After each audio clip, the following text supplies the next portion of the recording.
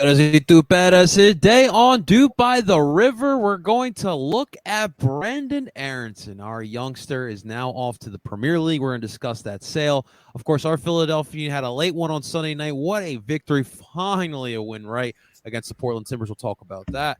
And, of course, we're going to look ahead at this upcoming Saturday, Memorial Day weekend, the Philadelphians traveling up to New England to face off against the Revolution. And you do not want to go anywhere because you do not want to miss this episode of DOOP by the River. Let's get it started, guys. Done it! DOOP by the River doesn't do anything well. There is not one. I'm sorry. There was no creativity. As a Union fan, I'd take that all day. Another DP. We need to go get Mario Balotelli. And that is right. Welcome, everyone, to DOOP by the River, the show where we follow everything Philadelphia Union. And, of course, we are brought to you by Philly Sports Network. Before we dive into today's episode of DOOP by the River, ladies and gentlemen, real quick, if you are watching, thank you so much. If you're watching live on YouTube, make sure you guys hit that like button and subscribe for more. We really appreciate if you guys can join on in the family. And, of course, you guys can find us wherever you stream podcast. You can look us up under DOOP by the River, and you can find us where stream podcast. All right, ladies and gentlemen, we got a jam-packed episode here today. Obviously, we're looking back at Sunday night's game against Portland. We're going to look ahead against New England Revolution. Of course, to join me with all that, I got my man. It's Justin, Hungarian bicycle enthusiast Friedberg. Justin, what's going on, brother? How you feeling, man? Pretty good. It was a late one Sunday night. I made the mistake of staying up for the game. I'm glad I did. We have a lot to talk about, off the field, and we get to preview a matchup against lovely Brucey and Mr. Kraft. Absolutely, man. It should be a lot of fun. I can't wait to talk about that one. As these two teams have definitely grown to hate each other a little bit, Justin. So I can't wait to talk about all of that. But Justin, we got to talk about the business at hand.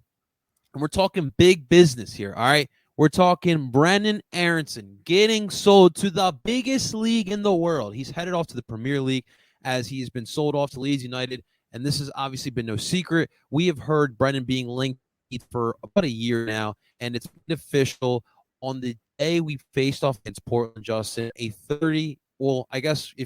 from what I saw, $29.5 million. I saw $30 million as well. Being sent over to RB Salzburg for the services of Brenden Aronson. So that means, Justin, we get about $5 million of that bad boy coming back to Philadelphia. Thank you, Warren Sander, for some great business here.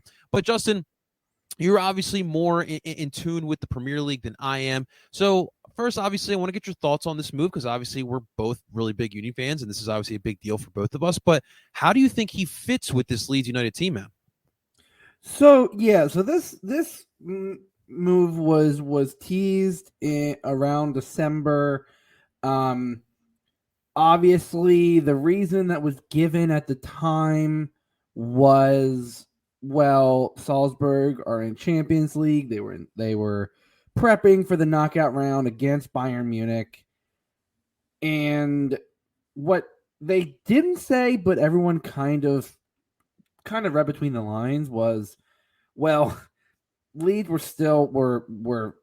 obviously going with relegation. They were flirting with it.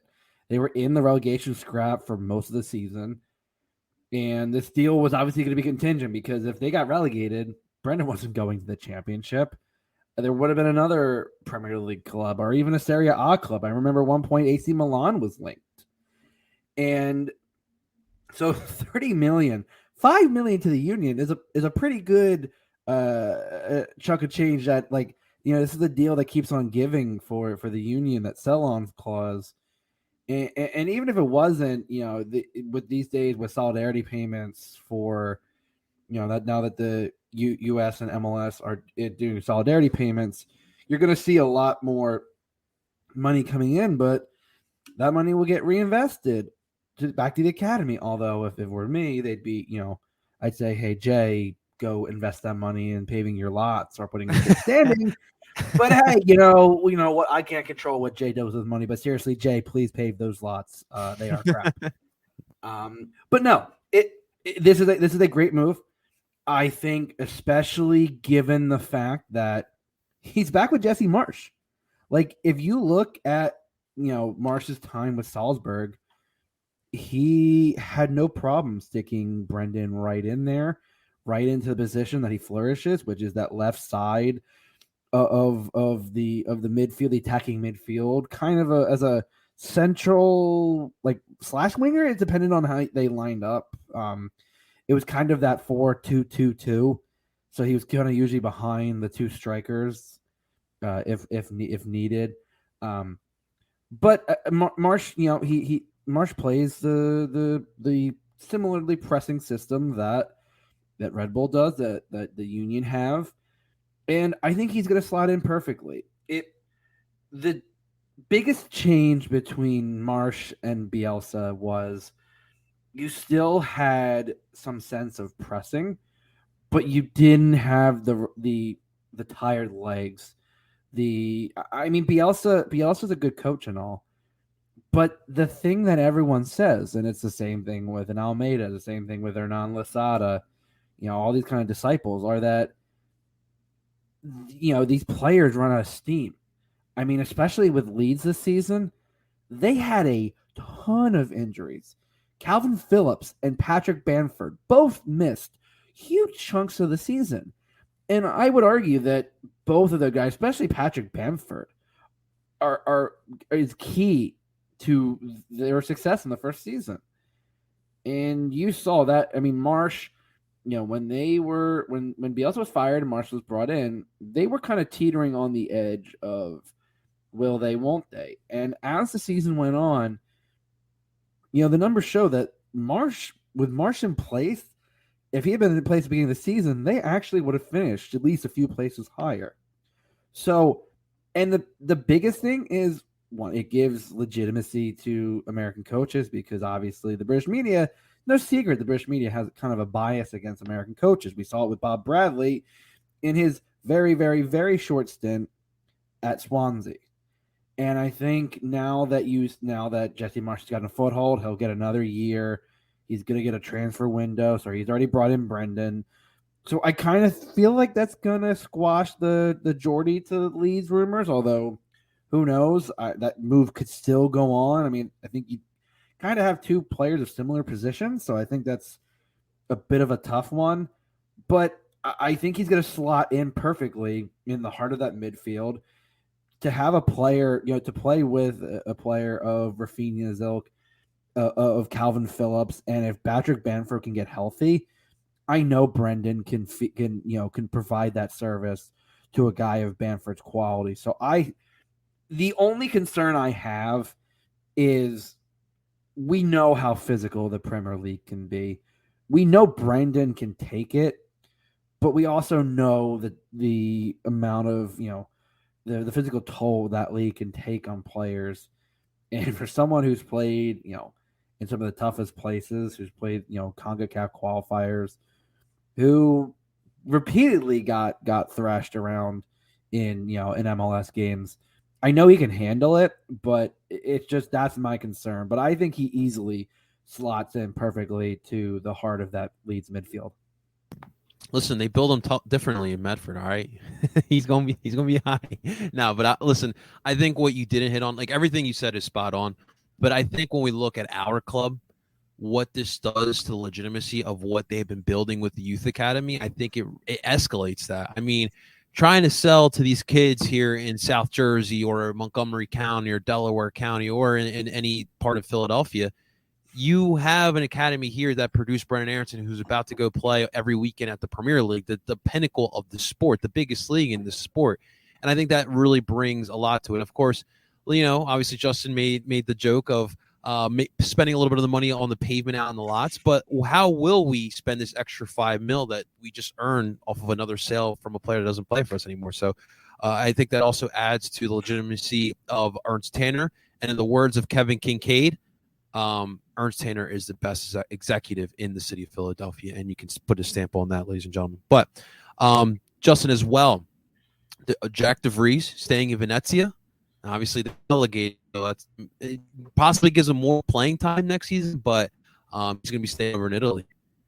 Yeah, that one, I think it's a shame that his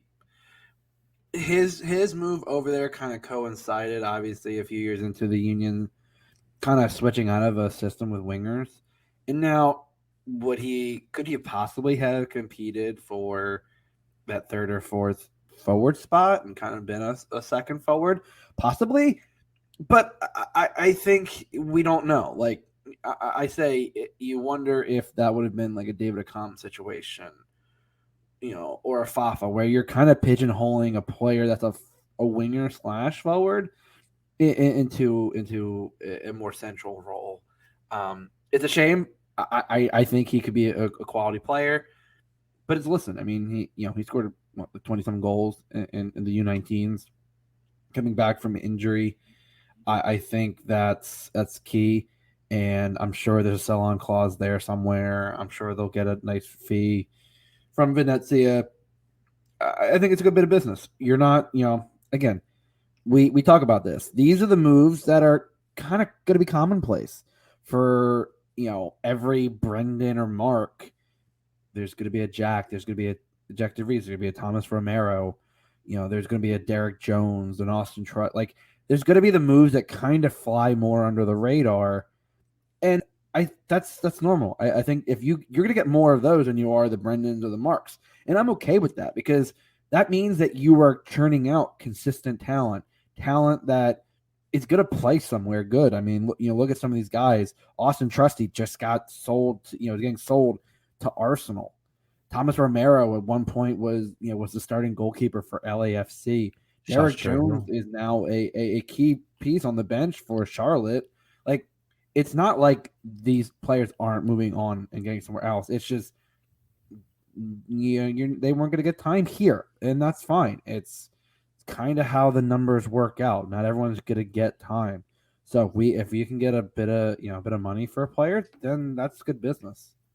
I want to be the Alabama or the Ajax of MLS. All right. I want people to say, like, I want like a Valencia over in Spain. Be like, we need a young stud player. Where do we go? Philadelphia. Here we go. Boop. And we'll, hopefully we can trend in that trajectory as well, man. But I think we are. I mean, I think you look at, U2 being, the place where, Carlos Paternina, Jose Riasco, Chris, like a lot of these young players, Babacar Diallo, like these young players that maybe if they had stayed where they were, may not have the same trajectory. But, this league and even this team are giving players saying, hey, at the very least, we can give you a move somewhere. It might not be your ideal move, but it's a move to another professional club. And the track record for this team shows that, regardless of, it might not be a Salzburg, it might not be a Genk, it might be a USL, it might be a Hartford Athletic or a Phoenix Rising. Like, either way, you're still in a professional player. So I think the trend is showing for MLS, and especially for the Union. When we've heard it from our good friend and fellow PSN contributor Steve, who had some friends over in the youth systems in England, and said the Union's name are coming up in terms of being a widely respected academy and pipeline for talent. And some of these players, might come over and say, you know what, I might not have the ability to break through this team, but if I go to the Union and I work hard for 5 years or so, I think I can be a player that comes back to Europe, or I can make that next big move to another team. Like, I think that's what you're seeing, and that's at the end of the day, that's really all you want to ask from this team is, can we be the launching pad for players' development? I think that's, at the end of the day, that's what we've been talking about for years, and we're finally starting to see it. Absolutely. Want to give a shout out to Mike in our comment section. Oh Mike my Tom's God, checking in Mike! again. You know, Not a fan of Alabama, so Alabama question mark. yeah. Gross. Wait. When are we doing the NILs? When we're getting licensing licensing deal? What? Listen, Union. What deal am I getting for my likeness for my image rights? I'll take a kit. I'll take a kit. I know Justin would as well to add on to his collection. You kidding me? Listen, I'll take a kit. Absolutely. Roll Delaware River Tide roll. That's great. We love you, Mike. I think that has a different meaning. Delaware River might not be the cleanest. Absolutely, man. Absolutely. All right. Well, Justin, let's get to the action on the pitch because our boys on Sunday night went over to Portland and got themselves 3 points as they take a 2-0 victory over Portland, a much needed victory for the Philadelphia Union. And when you look at the lineups, the same suspects, Andre in goal, Wagner, Ellie, Glezes, Harry, your back line, your midfield, Aflak, Martinez, Bedoya, and Gazak at the tip of the diamond, and your forwards, Santos with Carranza. And Justin, this is a game where I saw the Union start fast, but we've seen that before, right? But they were relentless through the 90 minutes. There was a spurt in the second half where I felt they had a little bit of a lull, but they pounced back right back. And when you get a goal in the 5th minute in this match by a great bicycle kick, and by the way, off of a long throw-in as well, and Daniel Gazak hits a beautiful bicycle kick to get an early 1-0 lead over the Portland Timbers and to shock Providence Park, which had a solid crowd as well. And anytime Justin piss off the Timberman, that's always a great thought as well. But the Union were, again, relentless through the first half, countless chance after countless chance. Set pieces were a story as well. And in the second half, the Union started off that second half similarly how they started off the first half. Kai Wagner gets a great cross in, and Sergio Santos finally using the body, using that head, and getting a great header in and getting the 2-0 lead for the Philadelphia Union. We had the Alan Chapman show for about 20, 30 minutes. He wanted to show face. He wanted to say, hey, listen, I am the star player here, okay? He's threatening Alejandro Bedoya with cards. He's giving cards to Julian Carranza for walking off slowly. We see this every single match, Mr. Alan Chapman, but hold on, we'll get to that in a second because I can't wait to get to Justin's thoughts about that. But, Justin, after 90 minutes, the Philadelphia Union walk off with a 2-0 win. Dude, I felt relieved. I knew that Union Nation were all upset because, look, we get it. We're still in first place, but no one wants to draw 5 straight times. No one wants to do that, and I completely get it. But this was a great one. The fact that you got a 2-0 lead, the fact that you played a full 90, and the fact that you beat the Portland Timbers in Soccer City, USA. Come on now. Justin, how are you feeling after that Sunday night win?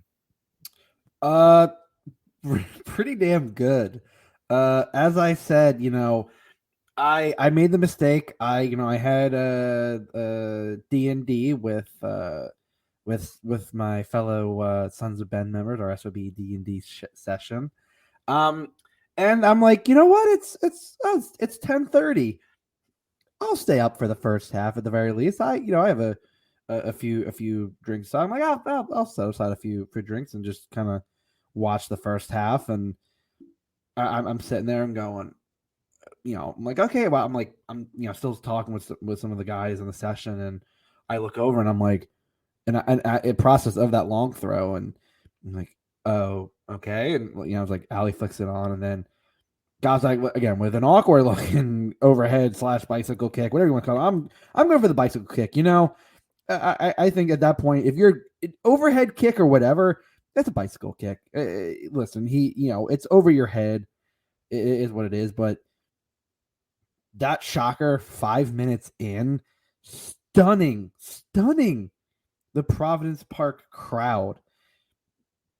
Just amazing. And listen, anytime you can shut up Timber Joey, I have no problem with that because that shtick gets old after a little while. Dude, he's even getting sponsored. Talk about NL deals. He's got the whole big old TikTok on his t-shirt. Oh yeah. Listen, at this point he's more a part of the brand than anything. But unlike past games, you saw the Union not let up. Portland in the first half really did not challenge Andre.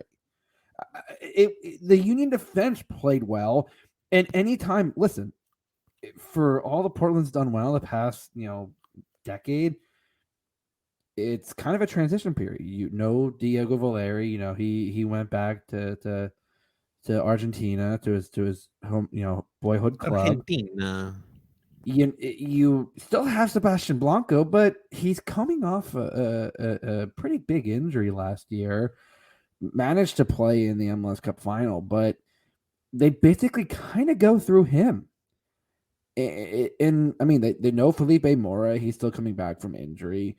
You got rid of Jeremy Abobasi last year. Niasgoda is, when healthy, is a decent option, but it just felt like the Union absolutely suffocated any Portland attack. I mean, every time I thought the Portland counterattack was going to happen, the Union snuffed it out and then had a counterattack of their own. I mean, there were a number of chances. My favorite was the Union draw a foul about 25, 30 yards out. Kai lines up for it, and in a bit of smart play, plays it low into Alley, who, yes, Mike, I think we need the foot statue. You have to do it with your feet, though. You got to do a round of applause with your feet. But it was a great play to Alley, who turned, and now I think he could have fired it far side to generate a better rebound, but you still force Ivacic into a good save. And that was kind of like, they were getting great plays off the long throws. They were getting pressure. It was relentless in the first half. In the second half, you're going, okay, come on, we got to keep this going. We got to get another goal, because the one goal has always kind of, been biting us in the ass. And the Sergio goal kind of comes out of appear to be nothing. I mean, Nate fizzles in a low cross, just barely missing everyone at the near post. Jack Elliott hunts that down, swings it back to Kai. Kai, again, the best left foot in the league, one of the best crossers in the league. Don't let LAFC fans hear that. I don't understand how Sergio was so wide open.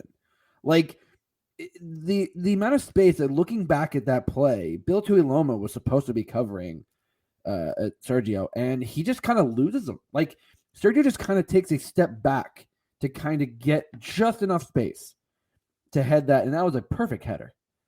And after that, Sergio subs off, and Paxton Aronson, my Lord, man, as I've called him, the little engine that could, that chihuahua that nipping at the heels of the Portland players. He was driving the Portland midfield and defense crazy with all the pressure that he had. And, honestly, it really took them till, I say that goal in quotations, because upon further review, it came back for offside. Portland fans on Twitter were like, oh, did he really touch it? Listen, if the amount of time that Chapman spent looking at that, is it like, if that was the call of, hey, you should look at this, and he spends that long looking at it, it's not going to be for nothing. And so they calls it back, and then they force Andre into two saves. Both of them were pretty good chances. The Tuiloma chance was actually, I think, the better of the two chances. But at the end of the day, those were really the only two saves that Andre really had to make. And you walk, again, this Union team, for all you can talk about the Open Cup, blah, blah, blah, blah, blah, this Union team, this season, feels different. This is now a second first. First time you went into Yankee Stadium and won a game, and first time you've walked into Providence Park, a absolute fortress of soccer, and pulled out a victory. I don't think you can really complain. Now, to a certain aspect, I can complain, because it's, when you look at it, I just want to talk about, the whole thing with Carranza walking off the field, and I did not even realize he was potentially, in the for yellow card accumulation suspension.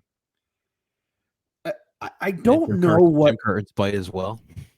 Well, I don't know what Carranza could have possibly said to earn it. He was right near the edge of the field. It definitely wasn't for time wasting. It could have been for dissent, but even Jim said like there was no need for that card. He was already almost off the field. I don't know that because you guys don't know how to manage a game. He gets spent. Yeah, well, yeah. Like at this point, like with if the Union didn't have bad luck with refs, they'd have no luck at this point. Do you think we get a third apology letter, by the way, from the MLS? No, listen, I'm surprised we've even gotten two. Like the fact that the MLS and Pro would even admit that they've done anything wrong is more than I've ever seen before. Next time I go to the front office, I'm gonna see if they actually like hang like Thorne, his car mom would hang him up on the shoestring and then in the kitchen. It's like, I hope the Union do that in the front office. Like, is this an apology letter from the MLS? 1, 2, 3, 4.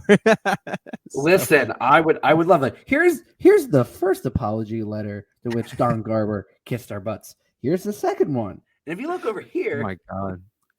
We got to frame all of them at this point. But you really brought up some good points. Justin, to me, this was an absolute defensive masterclass by the Philadelphia Union. And they again show you that there's been a lot of talks about this system. Does it work? Does it not work? Is it sustained for success? Obviously, we need that MLS Cup to answer that question.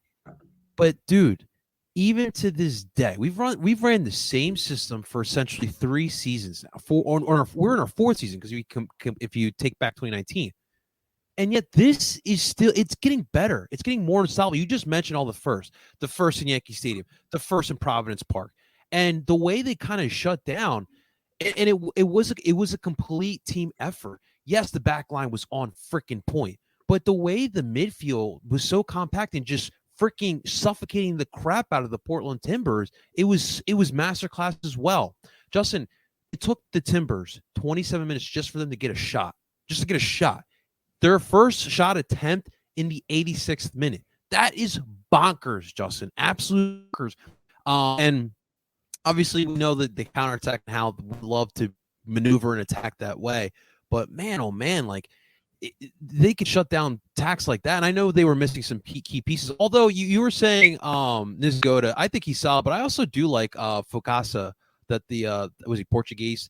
I thought he's pretty solid forward as well. But I just that's just kind of my biggest takeaway. The fact that you even need to rely on Andre Blake until the end of this match, it is truly remarkable. But Justin, obviously there is still going to be those questions about the attack. What did you feel about it overall? Obviously, you did not have Ua, and you saw Carranza run for about 81 minutes.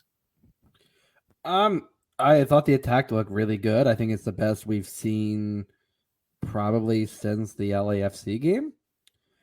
And the thing is, it's the attack can go as much as when Daniel Gazdag has some solid help. And by the way, Daniel Gazdag, if he is not in the MVP conversation at this point, the first half of the season, 7 goals and 3 assists in 13 games. I'm sorry, but at this point, he's got to be up there for one of the best attacking midfielders right now in the league. And you can't, the numbers are showing it now. Like you can't say, oh, well, we need to see more. No, 7 goals and 3 assists in 13 games is a absolutely monstrous return. Justin, I have to ask for all the Sixer Union fans, who actually votes for the MVP in the MLS? The media. Oh boy, here we go. Yeah. No, trust me, it's one of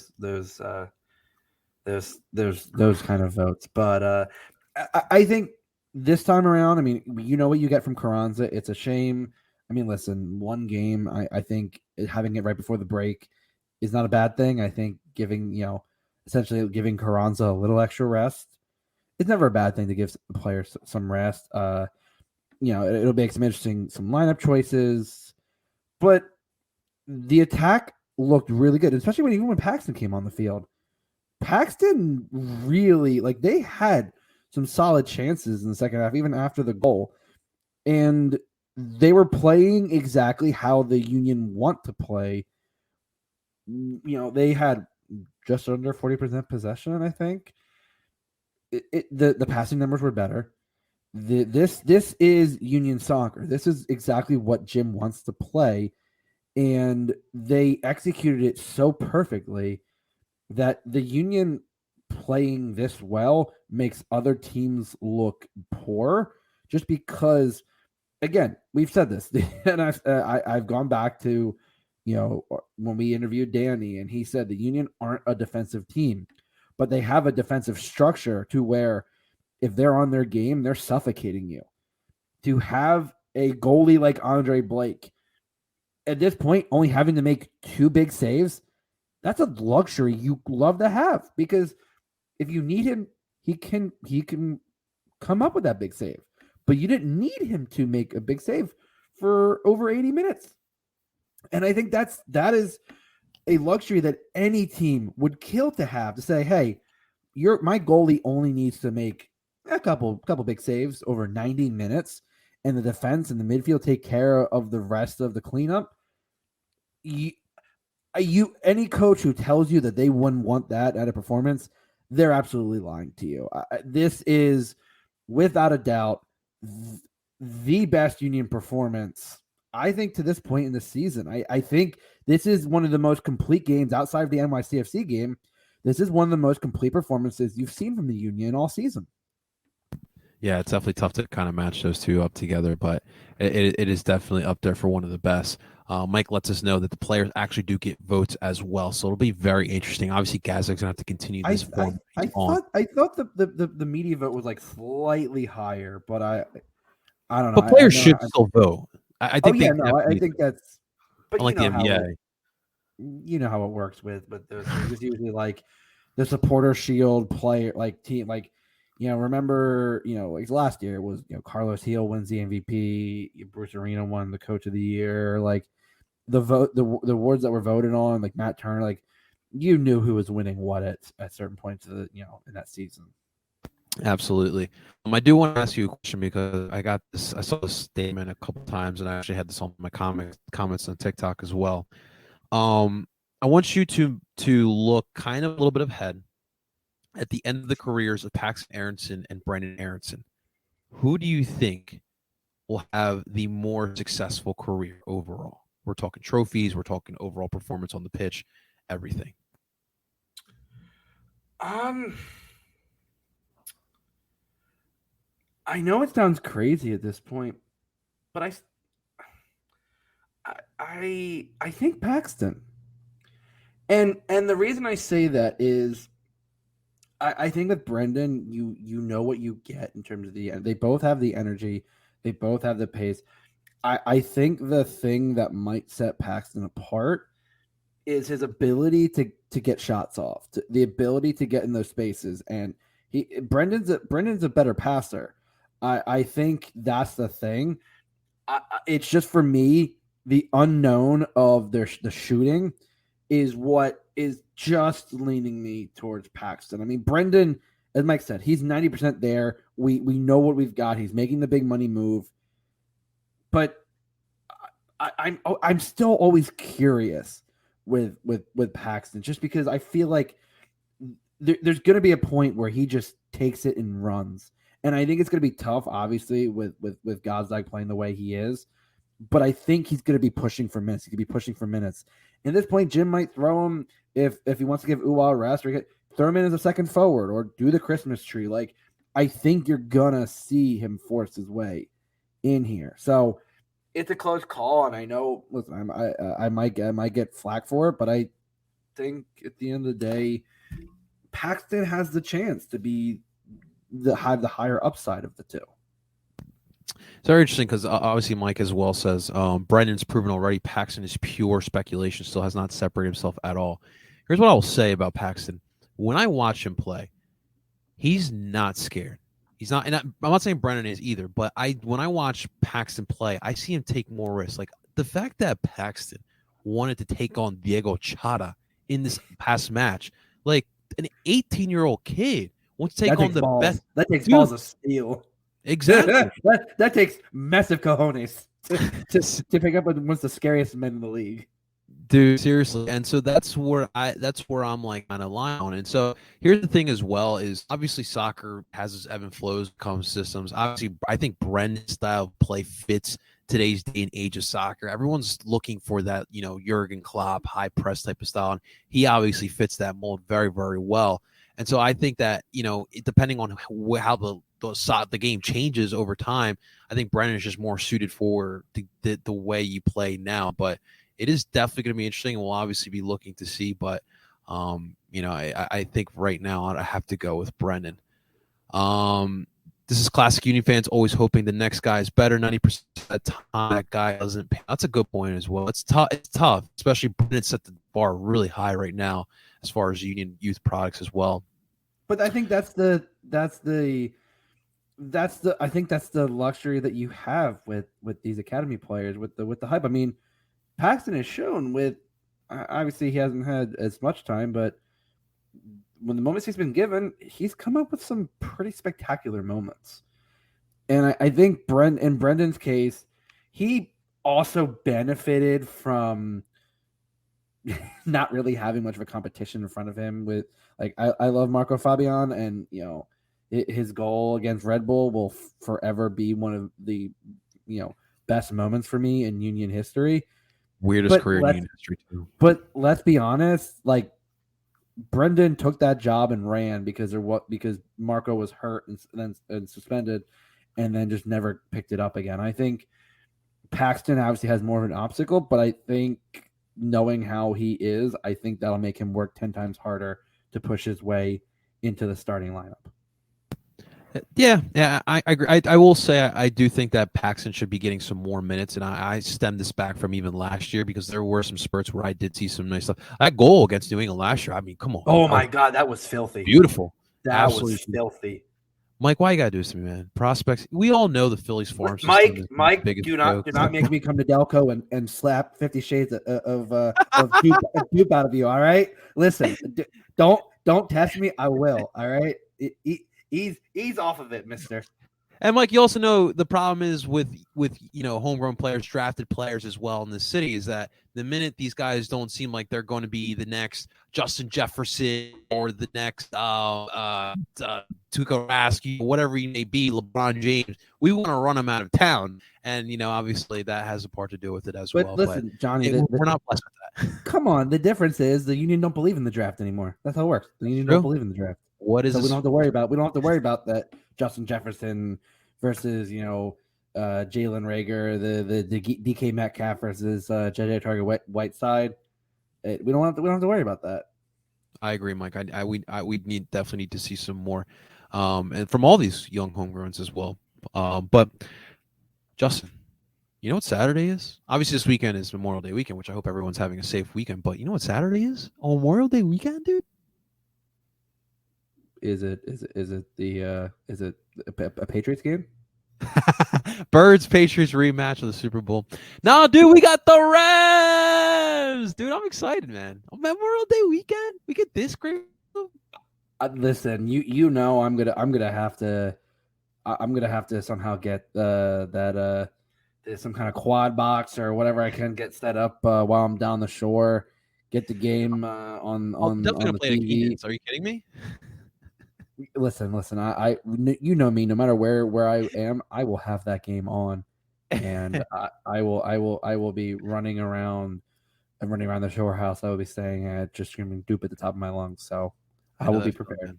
I know if Paul see me at Seattle City with my Union fever down there, but well, as we mentioned, ladies and gentlemen, this upcoming weekend we have a big match against the New England Revolution. We always know what it is when it comes to the New England Revolution.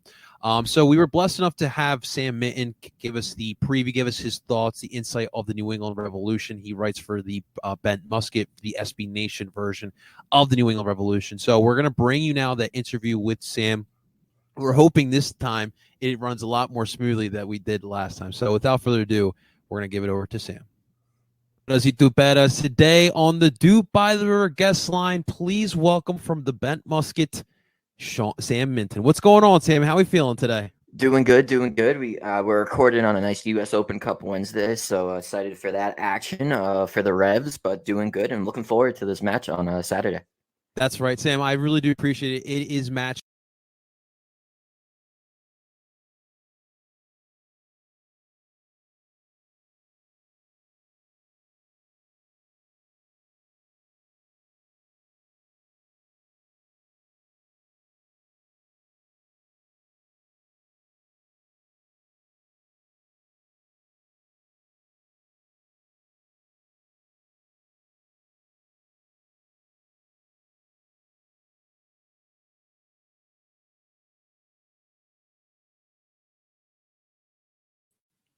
All right. Well, looks like we got technical difficulties yet again. So we're going to try this one more time, ladies and gentlemen, and we do apologize for the inconvenience here. We will definitely work on this, and we won't have these issues again. It was work. It works. That's the funny part. It works before we get to put it on here, and then of course you start rolling, and of course it just stops working on us. Try one more time.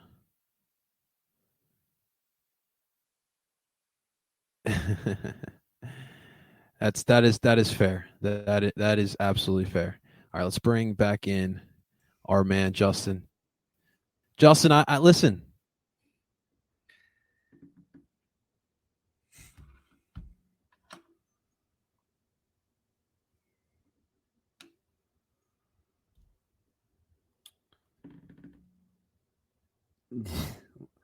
Yeah, it looks like there you are, John. There we are. Boy, if we didn't have technical problems, we'd have no problems, right? That is for sure, my man. No worries, guys. It'll be back up in 2 seconds. At least these are easy fixes. It could be a lot worse. Safari. You got an score update on that Revs game? I'm not. I'm actually watching the Orlando Miami game, which shouts to friend of the pod, the lovely Morgan Tenza is at this game, and not There shooting you go. it. She's actually attending as a fan with a friend of mine and someone we've had on the pod, my good pal Freddie Alarcon. So I hope both of y'all are, and I reached out to them, I hope both of y'all are having fun at the game. And it has actually been a very entertaining game. Honestly, U.S. Open Cup games right now are all fairly close games. The game that is of interest to a number of people, Louisville City 1-1 with Nashville in the 56th minute. No way. As I said, nothing. Orlando into Miami. NYCFC in New England in the 40th minute, tied at 0-0. Minnesota up 1-0 on Cinderella team, Union Omaha. Duperas. Today on the Doop by the River guest line, please welcome from the Bent Musket, Sam Minton. What's going on, Sam? How are we feeling today? Doing good, doing good. We're recording on a nice U.S. Open Cup Wednesday, so excited for that action for the Revs, but doing good and looking forward to this match on Saturday. That's right, Sam. I really do appreciate it. It is match day up there in the New England area as the New England Revolution facing off against NYCFC. I know here in Philly, we're a little conflicted who to root for in that one, but of course, best of luck to you guys here tonight, my man. But as always, Sam, as we always like to start off with these, obviously you are brand new to the show, so we appreciate you checking out the time. But who's Sam Minton? Kind of talk about what you do as far as covering the New England Revolution a little bit by yourself, man. Yeah, so I've been lucky enough. I've been able to cover the Revolution for about 2.5 years now. Obviously, I was covering it during COVID, so it was great, last season finally being able to be up in the press box covering the matches. But yeah, I've been covering the team ever since about 2.5 years now. Love going to Gillette Stadium, and it's definitely an interesting time to be a New England Revolution fan. For all the Philly fans out there, I want to give a shout out to everyone at the Bent Musket who started the Announce John Bell movement. That's probably what we're most known for over at the Bent Musket. But yeah, it's been great so far. And, especially the playoff run ended shortly last year. But things are always interesting in New England with the New England Revolution. Sam, so obviously Philly sports and Boston sports, completely different trajectories. Boston sports, you guys have a lot to do over the last decade. Philly sports, not so much. We do have a Super Bowl and a World Series, so we'll definitely take that. But one of my worst days as a Philly sports fan, believe it or not, Sam, was that infamous night in Chester, Pennsylvania on October 2020. And I'm sure you know where I'm going with this. Where were you during that playoff game where you guys came into the soup? You didn't win the last six and you got the upset. Where were you for that, Sam? I mean, I'm pretty sure I was just, in my in my house, covering the game from afar. But I think when it comes to Philadelphia, New England moments, I know there's always, is it a rivalry? Is it not a rivalry? But my favorite moment, I'll always remember it, Henry Hessler just absolutely launching that ball into the stands. It was an amazing moment. Obviously, Philly fans were not happy. I can realize why. If I was a Philly fan, I'd be pretty pissed too. But as a Revolution fan, it was great seeing him.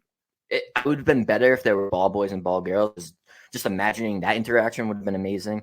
But we had a writer who also has a podcast, Greg Johnstone of Revolution Recap. He was there and got to witness that, and he said it was absolutely insane. But it was crazy, really seeing the Revolution struggle against Philadelphia, and then all of a sudden, just towards the end of the season, having Carlos Hill back, they were able to pull it together, and they made a little run there, and obviously came up short against Columbus. But it's kind of the start of this decent run that the Revolution went on. Obviously, last year winning the Supporters Shield. Now they're having their struggles, but they're making some moves, and hopefully they'll be able to compete in the Eastern Conference once playoffs come around. Absolutely, man. It's interesting because this is a in when you compare the MLS to worldwide as far as the leagues go, this is an infant as far as the other ones are compared to. And so there's a lot of rivals that are just being built overnight, essentially, because of how new this is. And so what I want to ask of you as a Revs fan, and you guys have been here since day one, where does this rivalry that's kind of brewing up with the Union kind of rank amongst the derbies or rivals you guys have up there? Yeah, I mean, honestly, for me, it's probably the closest thing we have to a rivalry so far. There's obviously matches against New York Red Bulls, DC United, but they're not really at that level.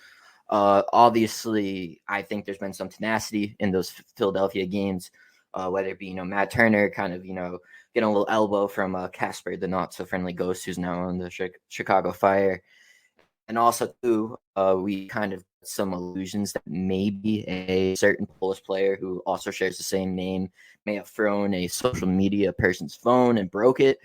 So there was that, too, as well. So if anything, I would say Philadelphia, that I-90, that Liberty rivalry, whatever you want to call it, it seems to be the closest thing they have to one right now.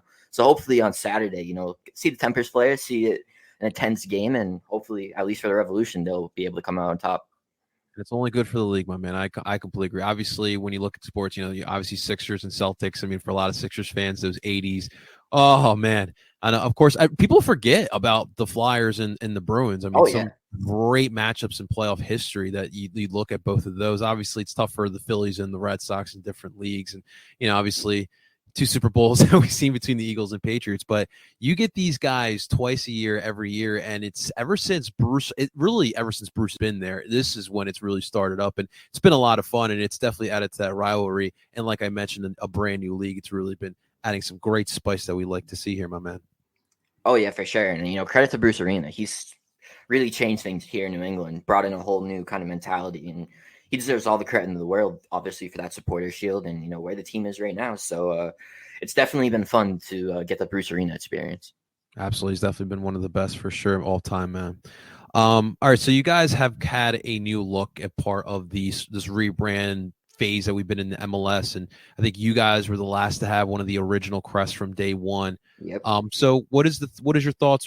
How's the fan base feel now after seeing it in season? What's the thoughts of the new crest?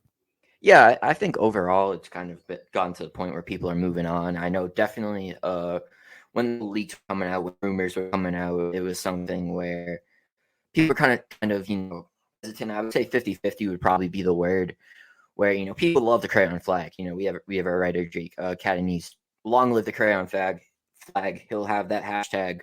If you look on his Twitter page, a ton of along with the crayon flag hashtags.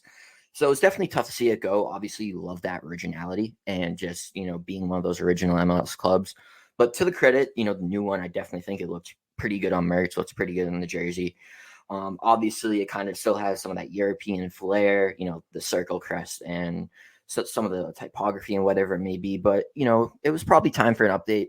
It was a great time with the Revolution entering this new phase, being able to reach the success that they were able to, kind of ushering in a new crest. It was probably the perfect timing. But, it's had its up and downs. There were some times where, merch wasn't in there. There was times when all of a sudden we thought the crayon flag was going to be erased. But if you look at Gillette Stadium now, we have banners, whether it is for Open Cup wins or the Supporter Shield last year. Those feature the crayon flag. But you would say it's probably, it was time for a change. You wish there could have been some more originality to it. But overall, it's a pretty decent crest. So credit to the design team for doing that. Yeah, it's definitely tough. Like I mentioned, when you have such a young league and your teams are still trying to find those identities, but there will always be a special place in my heart for those original crest, man. Even the Metro Stars. We had MLS Gone Wild a couple weeks ago for the crew preview, and that OG crew with the construction men in the crest there. That's definitely something that you'll never forget. But hey, it's part of the evolution that we got going on. And with that being said, I kind of wanted to talk about something that we always talk about here in Philly, and that is obviously stadium location. It's funny as it is, Sam. Earlier in the winter, I took a trip up to Maine. I took a road trip with my girlfriend up to the New England area. By the way, beautiful area. I took a stop in Gillette Stadium, to film some fun TikToks of the ordinary. But I like what you guys got to set up there. I like that little strip mall that you guys have there. I think that's really great. You got some bars and restaurants, some pregame stuff. Definitely makes it exciting. And it's obviously, look, we see it every Sunday for the Patriots. It looks great, but it just doesn't feel like a soccer stadium. And when I watch it on TV, and sometimes when I see the attendance down as well, and I just hate to see such a great sports market like Boston to just have that situation. Now, what is the stadium situation? I did hear there's some renovations being done. Could that possibly be the lure of the World Cup as one of the host cities?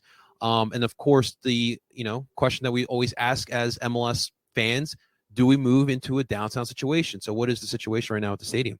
Yeah, definitely. Talking on the renovations, obviously they're mostly for the Patriots, especially with Robert Kraft, building that stadium. But also too, definitely in an effort to probably try and get that World Cup bid, they're making renovations. You have turf, they'd probably put in grass if they were to get that World Cup bid. It's an interesting situation. I remember at Carlos Hill's MVP press conference, we were able to talk to Taylor Twellman, and he said they were closing in on a place. And, we're still at this point where we don't really have any idea of if there'll be a place, when there'll be a place. It's continuing to be up in the air. Revolution fans have heard so many times that we're close, they got a place. They have a selection, and it just seems like it never comes to fruition. A lot of it for fans is once a little shovel in the ground, then I'll actually believe that there's actual work, being done to get a stadium. It's an interesting quandary because the Revs, they have been able to, especially in this recent run, last year going up into the playoffs, and even this year they've been able to get crowds 30 plus. So are you going to be able to build a soccer-specific stadium with a crowd like 30 plus in downtown Boston? You got to weigh the pros and cons there. And obviously for the Crafts, if you're able to get 2-1, save as much money, and bring in decent crowds, it's a really difficult situation. I think a lot of people would love a soccer-specific stadium, especially in Boston, being able to have transit, being able to have an easily accessible area to convene, kind of possibly capitalize on a younger crowd, capitalize on the city crowd and get more people in the games, get more people involved in soccer, and kind of build that atmosphere. Because like you mentioned, it's kind of, I don't want to say hollow, but it's obviously a big stadium. You can fill 60,000 plus people there. So when you only have 30,000 people, it still can kind of feel empty. The crowd can be rocking, but it's just not the same as if you go to Nashville or a different soccer specific stadium. So it's really interesting. It's gone to the point where people are now just kind of resigned to the fact that it's going to be at Gillette. We have a multi-million-dollar training facility over by there. And why would you do that? And then all of a sudden move to Boston. So it's almost to the point where it's just apathy, where no one really essentially cares. It'd be great if they get a soccer-specific stadium, but no one's really holding their breath that it'll actually happen. Absolutely, man. It's obviously something we'll always be talking about, especially here in Philly. Obviously, we don't play in Philadelphia, and there's always going to be that discussion. You guys are the Chester Union, and you won't ever be Philly until you move to Philly, and all these different types of things. But I mean, I don't know about you as far as the soccer experience at Gillette Stadium, but when you go down to Subaru Park, I love it. I don't miss the traffic down at the sports complex in Philly. I love the views, and no one bothers you down there. So I really do enjoy that. But we'll always have that, Sam. We'll always have that discussion whether to be downtown or not. But Sam, let's get to the action on the pitch, shall we? So I kind of want to look at your all season, and obviously a couple moves being made. Obviously the big loss of Tajon Buchanan. What a stud that you guys have been able to develop there. Teal Bunbury, nice little vet, is down in Nashville now, as well as Scott Caldwell. And, of course, Matt Turner will be gone in the summer. And, of course, you add on Sebastian Leggett, a pair. Obviously, all three of these additions I'm going to mention, very familiar with Bruce Arena, Omar Gonzalez, and Josie Altidore as well. So my question is, what was the objective in the offseason? It's quite interesting, especially of how it goes now. Revolution fans will be well aware that Omar Gonzalez has had his struggles. He's looked very much not the youngest player out there. He's had his struggles on the back line. But to be fair, the entire back line's really struggled. And then also, too, Sebastian Leggett, he's kind of picking it up. He got a great start. He was basically almost the idea to try and replace Tajon Buchanan, out there on the wing. But I wouldn't say he's that type of player. But, he's been able to get some goals. He's been able to make some great assists. And I think he's really picking up his play now. And also, too, another name that you didn't mention, Josie Altidore, obviously, comes with a big price tag, but Toronto's paying a lot of that. And for what we hear from Bruce Arena, he won't be ready until June, maybe July. He's dealing with soreness, leg issues. And, he's been able to come off the bench, been able to start some games, but hasn't played a full 90 to my knowledge. So it's been quite an interesting offseason. They will appear to have possibly found their Tajon Buchanan replacement in Dylan Barreiro. They just acquired him from Atlético Mineiro in Brazil.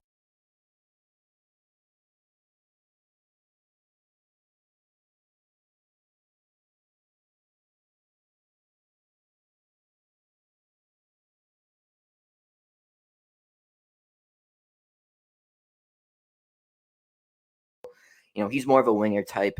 He was able to succeed in the state tournament down there. And, he's a younger guy. They were able to utilize the U22 initiative, the first player I believe they were able to use with the initiative. And obviously, in terms of Matt Turner, they have George Petrovic, who they acquired from Serbia, young goalkeeper, came very, very heralded, has already had some time in the Serbian national team, has gotten some starts in the U.S. Open Cup. Wouldn't surprise me if he gets to start tonight going up against NYCFC. But especially when you talk about those names, Omar Gonzalez, Josie Altidore, and Sebastian Leggett, really seemed like Bruce was trying to get the gang back together, maybe make one more run for a MLS Cup final. That trophy has been eluding New England for so long, and it's what everybody wants. It's great winning the Supporters Shield. But that MLS Cup, that's the real, we finally made it. We're planting our flag here. So it seemed like Bruce was looking to utilize that veteran presence, I would say, so far. The majority would be a failure. Sebastian Leggett probably being the best player. Josie has had his moments. He was able to notch a goal, I believe, against Pumas in the CONCACAF Champions League. But Omar Gonzalez, at least so far, I would say, has been a bust. So those veteran offseason moves have been hit or miss. And, Bruce has largely been successful in bringing in MLS veterans, whether it be Ima Boateng. Obviously, Matt Polster was over in Scotland, but, his time with the Chicago Fire, he's been great. Tommy McNamara. So he's done quite well. It's just been those international transfers where he really struggled with guys like Alexander Butner, Christian Mafla, not really finding success in the league, as well as Wilfred Captoon, but he might be on the way back up. But it's definitely been interesting seeing Bruce, the GM, I would almost say hamper Bruce, the coach at times. And that's the uniqueness of having Bruce as the head coach and the sporting director. Could definitely be very, very tough. I'll be honest with you, and I'm sure you're going to understand this. When I looked at this offseason by New England, you guys are obviously close. I mean, Supporter Shield last year, you were in the Eastern Conference Finals 2 years ago. So you guys feel like you're right there at MLS Cup, kind of like how we feel here in Philly. So I felt like you guys took the Islanders approach where you decided to go and get a couple of veteran players for the experience. They've been there. They've done that. And I understand the logic of that. But sometimes when you go for too much veteran leadership or veteran players, you forget that there's a lot of miles on some of those players. Now, I'm not saying that the Revs season is going to go in the way the Islanders season, as you know, did not go so well. But I do think that sometimes we sacrifice possibly youth for veteran knowledge and veteran leadership. So it's just kind of my take, and that's how I see the New England Revolution. But we'll see. There's still, again, a lot of side, and there's still a lot of talent on this team, as we're going to get to as well in just a second, man. Yeah, and then also too, just kind of touching upon that veteran, I think part of it too has to do with injuries. The Revs, they had to deal with a lot of injuries. Man. Yeah, Henry Kessler and Andrew Farrell in that back line. And obviously, acquiring a guy like Omar, I don't think he was initially expected to start a bunch of games to start off the regular season. So he was kind of thrust into it. A young player, John Bell, was thrust into starting lineup. And the same thing goes for Josie Altidore. You had Gustavo Bo and Adam Busa out at the same time at one point. So there's definitely been some tough instances of injuries, suspensions, whatever it may be. But it's kind of getting to the point now where the Revolution are healthy enough where those excuses can't happen. And even though, we'll probably get into it, the back line has continued to struggle. You can't really blame injuries anymore. So they're in an interesting situation when it comes to those new signings and those veteran signings. Absolutely, man. So I think you guys have tasted a little bit of what we felt last year in Philly with CCL and trying to juggle both MLS and CCL. Since you guys have been eliminated against Pumas, how have you guys been able to adjust to the MLS and how you guys been playing? Yeah, I definitely think it's taken some time. Obviously, if you look at how the games that the Revolution have played, they had a history, or you could even say still have a history of just giving last-minute goals to either lose a point or lose all 3 points. Obviously, you had RSL storm back in the snow up here in New England. You had Pumas come back from a 3-0 aggregate, and I really think it took a toll on the team. Those devastating losses can really affect the team and affect the mindset. But they're starting to get on the right track. You're starting to get more consistent play from your back line. I think Andrew Farrell has been pretty good so far this season. Henry Kessler is the best defender. Matt Polster is the unsung hero of the team with his ability to be a great defensive midfielder, making the tackles, making the plays when they need to be. They've had some up and down play from Brenden, but last week in the MLS, he was able to get 3 assists. His ability to cross into the box has been great. And DeJuan Jones is obviously one of the most up-and-coming talent at that position over in left back right now, probably in the entire MLS. It's just man marking that's really been the problem. Center backs, whether it be a guy like Omar, Andrew Farrell's had his struggles, Baez had his struggles, really the entire back line. So that's really the key. But I think they've gotten into MLS play quite well. Reestablishing. Obviously, you want to do well in CCL, and congrats to Seattle. They definitely proved how great of a team they are and the structure of the team.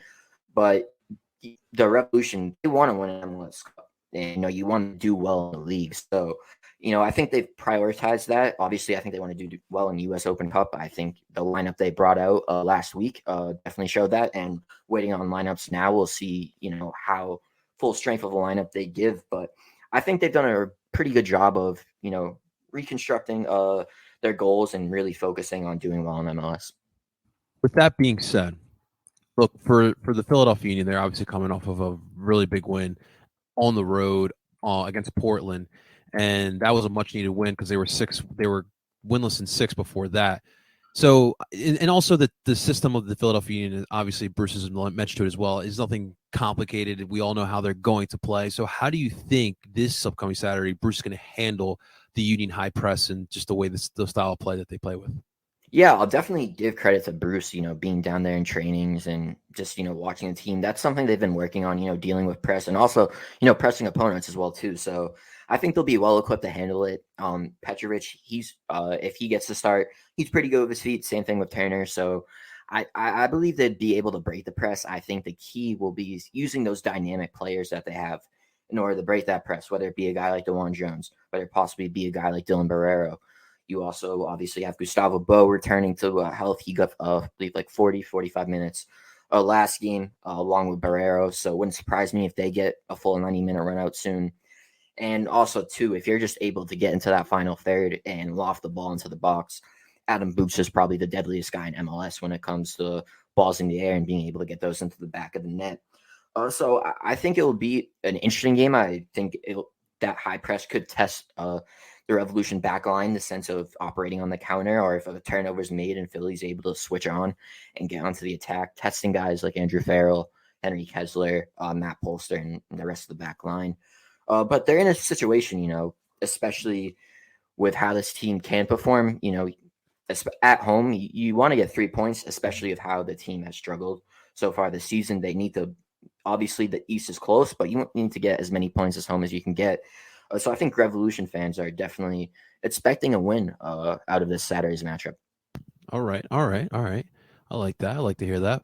All right, so I want you to give us a lineup prediction, but I'm going to help you out here, Sam, because I have the current lineups for tonight's match against Oh, I NYC. appreciate it. Yeah, absolutely, man. And I know So I'll just give a shout out. So let's see. It looks like they're going with a pretty rotated lineup. Basically, our entire back line, including our goalkeeper, is rotated.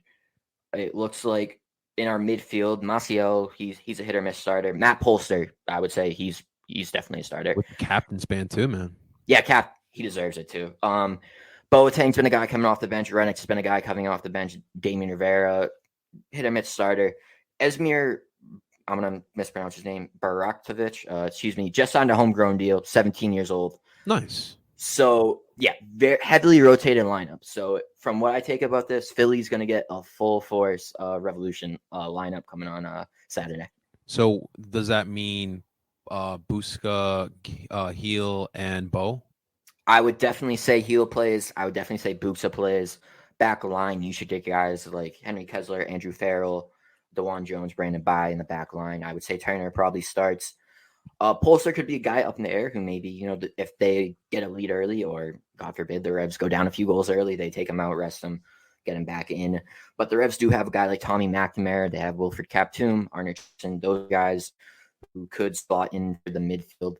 And then, obviously, like we mentioned, Sebastian Lletget, Dylan Barrero, those are guys who could get the start as well. I would say Bo is the only one who's a question because he's coming back from injury.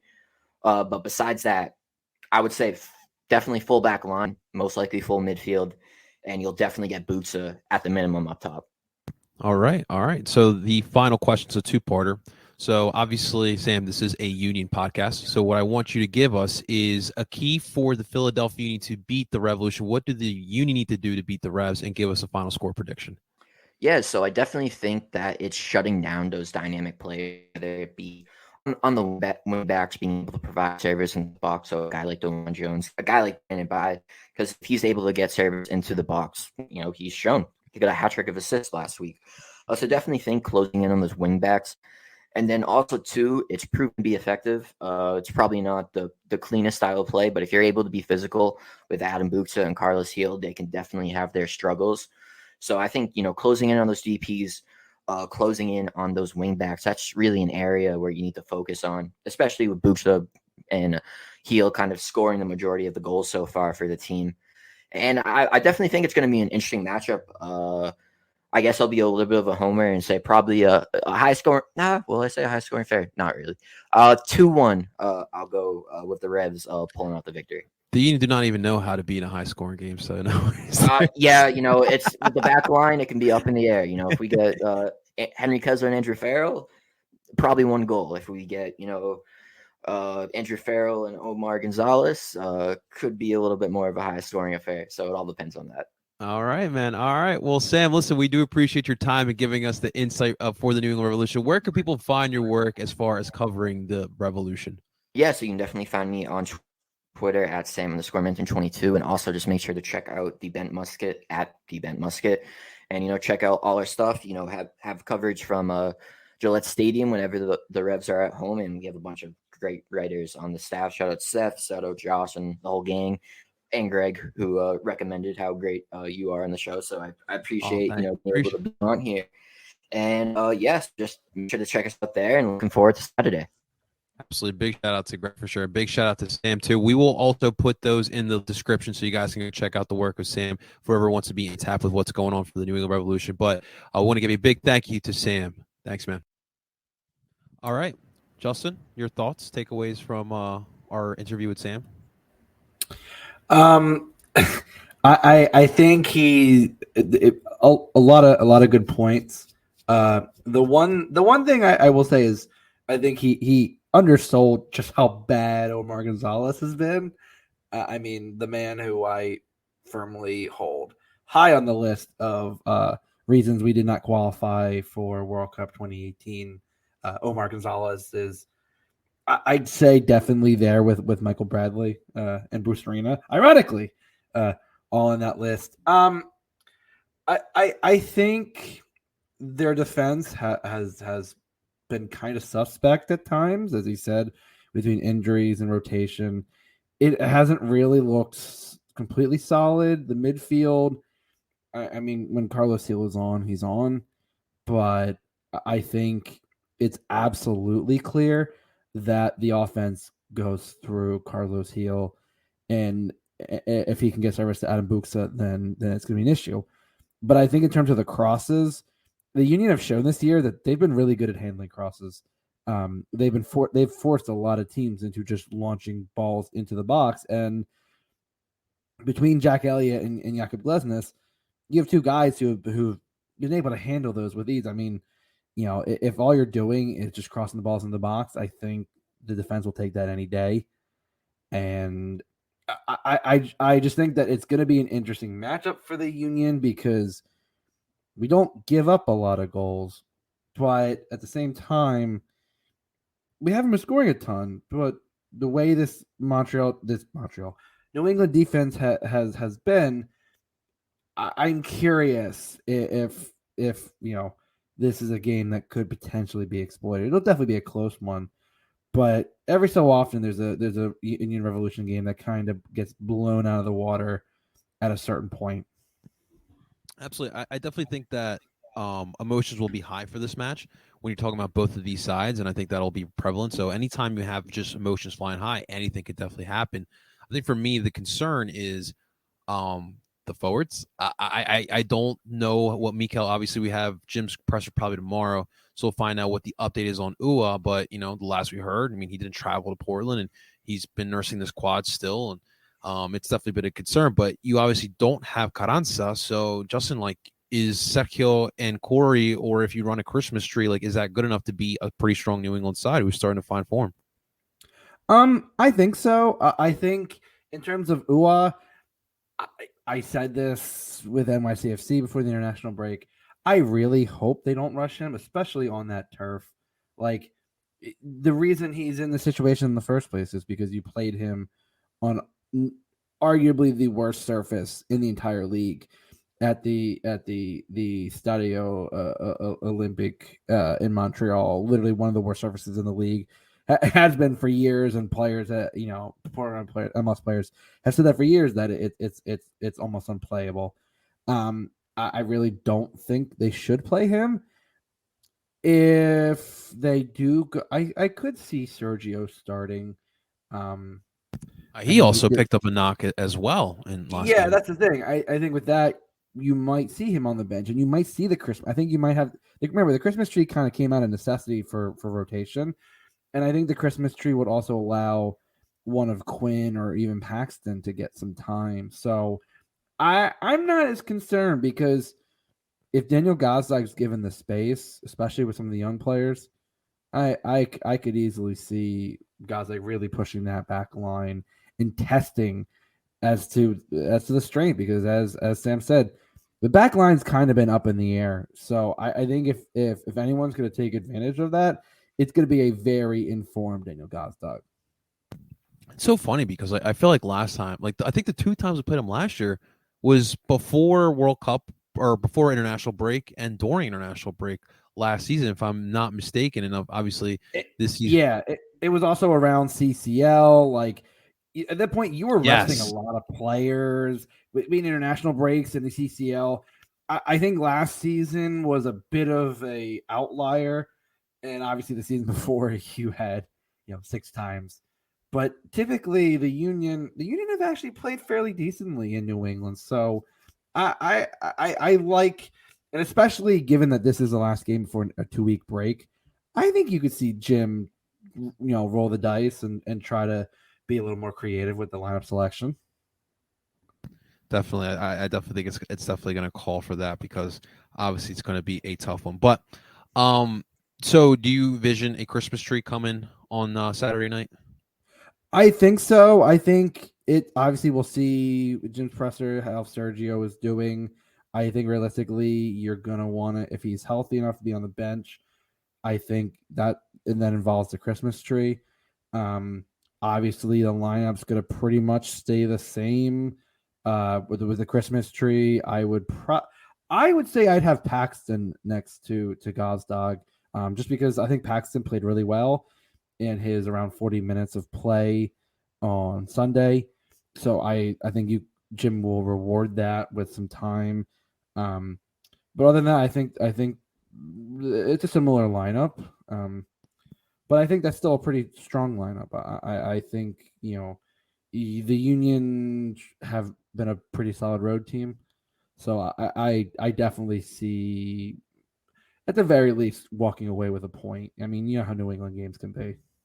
This is very, very true. I want you to give us a key for tomorrow's or Saturday's match, and also the prediction. The key, and I say this with almost every team because we played against some really solid attacking mids, but stopping Carlos Heel. When the Union have been at their best against the Revolution is when Carlos Heel is a non-factor in the game, because despite Adam Buksa having 7 goals this season, and he's been scoring more with his feet than he has with his head in this season, he also gets great service and great through balls from Heel. And when Carlos Heel gets pissed off, he gets thrown off his game. And when he gets thrown off his game, that Revolution midfield kind of throws into disarray, because without Tejan Buchanan and without who left for Belgium, and without a healthy Gustavo Bo, I really think the attacking options kind of fall off at a certain point. And if the Union can shut him down, which again is always easier said than done, but the Union so far this season have done a pretty good job of shutting down teams' best players and really forcing them to get a lot more creative. So I think that's the obvious key. And for a prediction, I think I see the Union. I think I can walk away with a 2-1 victory. I always try to be on the conservative side for road games, for road predictions. But I think on the heels of a complete performance against Portland, I don't see, even without Carranza, I don't see why the Union would let up. And knowing Jim, knowing how this team operates, Jim is just good, to, put the onus on his team to keep up and keep the momentum going into the 2-week break. So I say 2-1 Union. 2-1 Union, absolutely, man. I'm sorry for, again, we got the technical difficulties. My camera is not working now, so shouts to Jalen Hurts. Mike Thomas letting us know, Key Gazdak scores because it ain't gonna be a striker. Yeah, and I think even if you have Quinn or Paxton, I could easily see them throwing in some solid chances. I mean, listen, the last time Yes, sir. Paxton was in Gillette, he scored an absolute banger of a goal. So who knows? Maybe lightning strikes twice. Hopefully, man. We can only hope for that. Absolutely. Well, guys, you guys enjoy the match this upcoming weekend. Obviously, Memorial Day weekend, so it's a great time to have a great MLS matchup between the Union and the Revolution. So definitely check that out. Obviously, Justin will be somewhere in Wildwood annoying the Wildwoodians with his Union fandom, and I will be in Brigantine, as per usual. They know the most annoying Union fan is coming to town as per usual. Oh yeah, come on! I will be playing Maria I Like It Loud on repeat. So why does he keep playing the song? What is this song, and what is a dupe? There's definitely something wrong with us, but it's okay because there's a whole bunch of us that are like this. I was going to say, come on, John. Between me being a Union fan, me being a goalie, there's obviously something wrong with me. So at this point, let's just throw it out the water and just say, it's Justin. Absolutely, man. Absolutely. All right, guys, that's going to do it for today's episode of DOOP. I want to give a big shout out to everyone checking it on out, and thank you for hanging with us through all the technical difficulties here tonight, but we got through the episode. Ladies and gentlemen, make sure you guys hit that like button. We will always broadcast these lives here on El Parcero Philly's YouTube channel, and of course, you can find the podcast wherever you stream podcasts. Find us on Apple, Google, and Spotify. You can find us under DOOP by the River. Ladies and gentlemen, that is Justin Hungarian, bicycle enthusiast, Friedberg. Of course, I am El Parcero Philly, and we're telling you guys